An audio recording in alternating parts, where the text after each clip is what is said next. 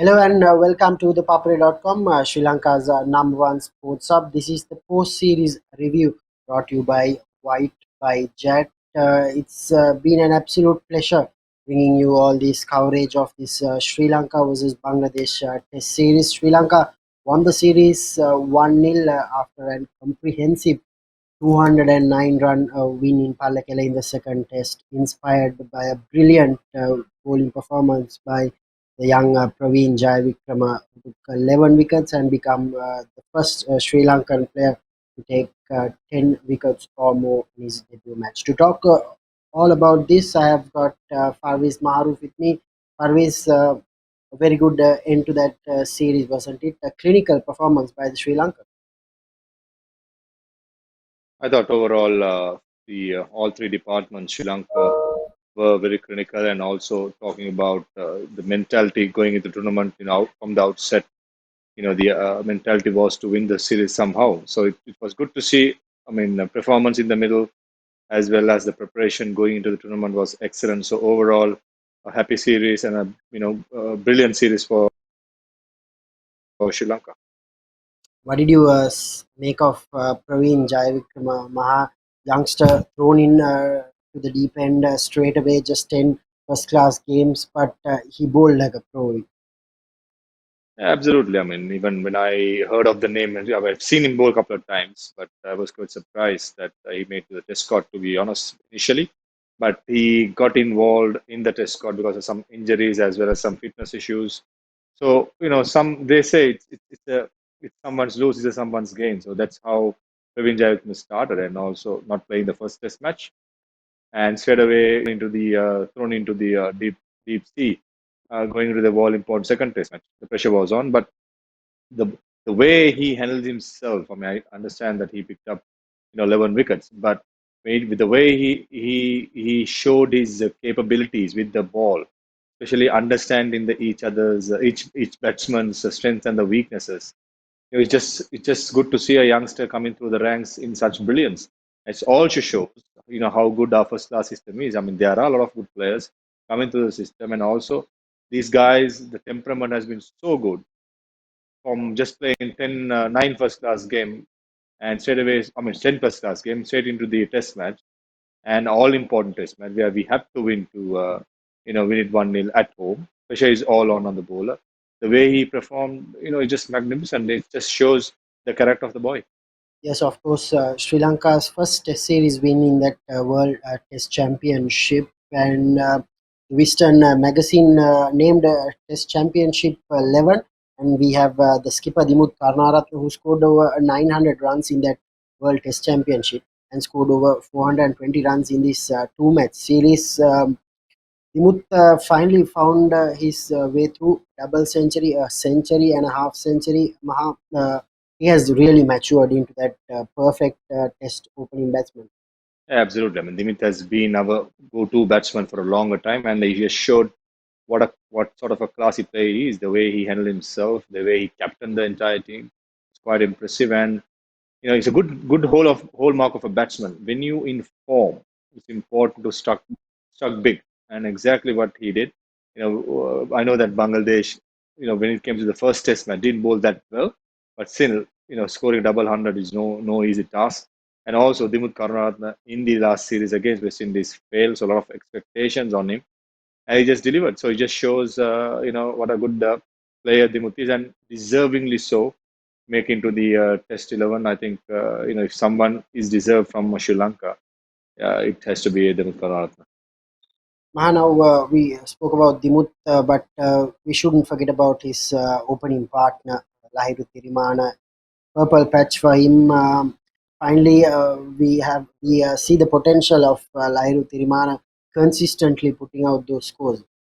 Yeah, I think it was good to see Thierry since the last West Indies tour. The way he batted in West Indies, especially the Duke ball. The Duke ball for opener, it's never easy to play the new ball in West Indies, which he did. Scored runs, brought the form to Sri Lanka, and first innings of the first Test match, 58.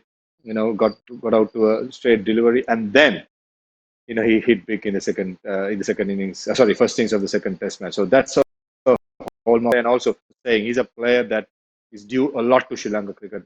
Sri Lanka cricket has invested a lot in him. He has done well in patches. So this is his time. This is, as you said, purple patch, so that he will have keep his form and score big for Sri Lanka. I mean, we need seniors. You need seniors performing, and when you have two seniors right on top of the order performing the way they did in this Test series, it puts a lot of expectation to the others in coming in the middle, and also eases off the pressure to the youngsters who's batting in the middle order. So the seniors led from the front, even Suranga Lakmal, Dhananjay De Silva, even Niroshan Dikpella, all these guys were top notch in the entire series. So just it is just a start. This is a long term procedure that Sri Lanka cricket is going through.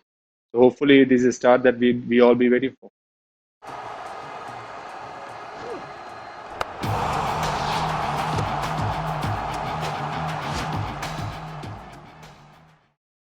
Yes, of course, the seniors stood up. A youngster who was playing his first game picked up 11 wickets and became the man of the match. But the supporting act of Ramesh Mendis, now his second game only, but I thought he bowled really well. Picked up 6 wickets, picked up all three key wickets in that second innings to Ramesh Mendis. Now Sri Lanka now looking forward for him as the leading off spinner ahead of Dilruwan Pereira, Akila Dhananjay De Silva, everyone. Ramesh Mendis is the future for Sri Lanka.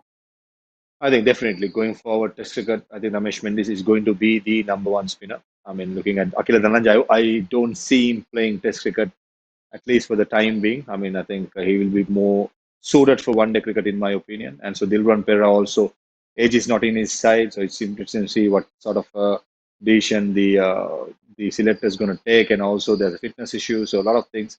But Ramesh Mendis did grab his chance with both hands. First things, I thought he bowled really well. Second innings, yes, he picked up all three important wickets, Mushfiqur Rahim, Tamun Iqbal, and Momino. But he kept on, his consistency could have been much better. I thought some deliveries which little bit shorter. I mean, also there is we spoke about on commentary as well. He has some technical flaws in his action, so that's something that he should work on going into the future. And if he does that, and if he can become a better bowler at least by another 10%, I think that's a huge advantage for Sri Lanka. And also the main aspect for a spinner, which is the bounce. He could get that with his height. So that's why he was very consistent and successful in Pallakele, but he could do much better. To do that, he has a small rectifying to do in his action. If he does that, I think he'll be a handful for the show. Of course, a very impressive performance overall by Sri Lanka. 1-0 win to cap off the World Test Championship cycle. The new cycle will commence soon. We cannot be sure of the fixtures when Sri Lanka will play a Test match. Farveez, so what's next for Sri Lanka cricket? We have a couple of ODIs coming up and T20s. More focus will be on the shorter formats. So, what next? What can we expect from Sri Lanka cricket going forward?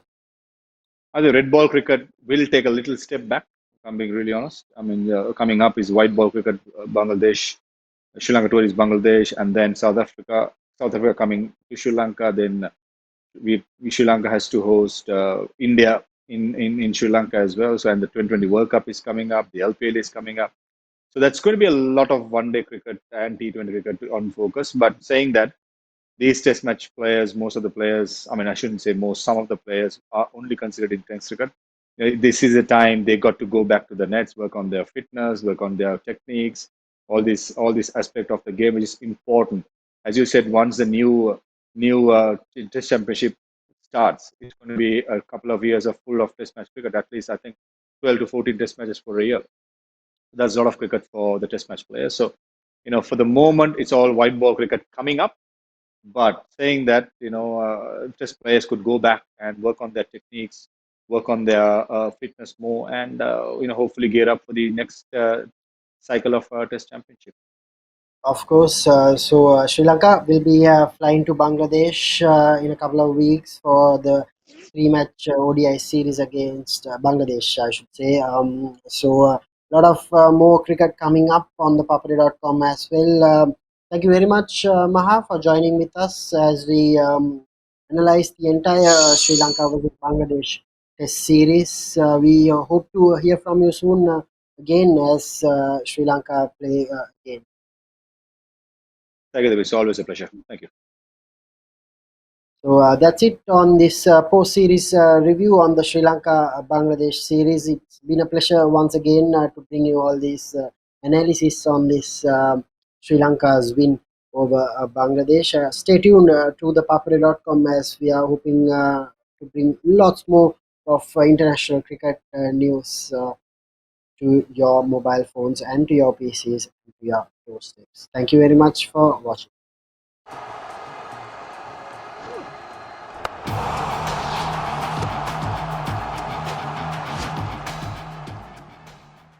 For premium content and exclusive member benefits, subscribe to thepapare.com today.